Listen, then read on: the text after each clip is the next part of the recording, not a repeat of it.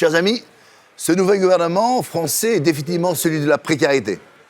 Dans son discours de politique générale, Gabriel Attal s'est engagé à continuer de baisser les charges qui pèsent sur les classes moyennes.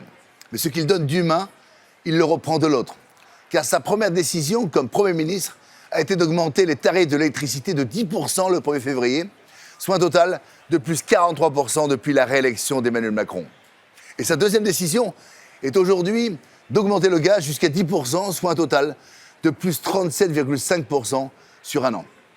Cette attaque en règle contre le pouvoir d'achat, qui fragilisera surtout les plus modestes, se produit à l'encontre de tout bon sens, car les coûts de production et les prix de l'énergie sur le marché n'ont pas augmenté, ils ont même considérablement baissé. Cette hausse est donc totalement illégitime.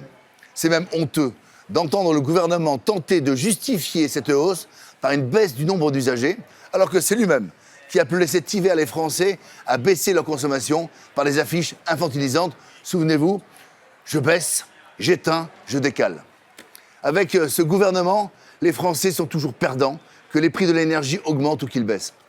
Quant à la soi-disant réforme du marché européen de l'énergie, qu'Emmanuel Macron avait présentée comme une grande victoire pour les consommateurs français, elle n'a manifestement rien changé.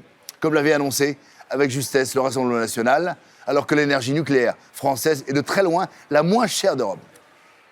Notre proposition, c'est de rendre aux Français leur argent, en baissant la TVA de 20 à 5,5% sur toutes les énergies et de sortir des règles absurdes du marché européen de l'énergie, pour permettre aux particuliers et aux entreprises, enfin, de profiter d'une énergie à un prix français.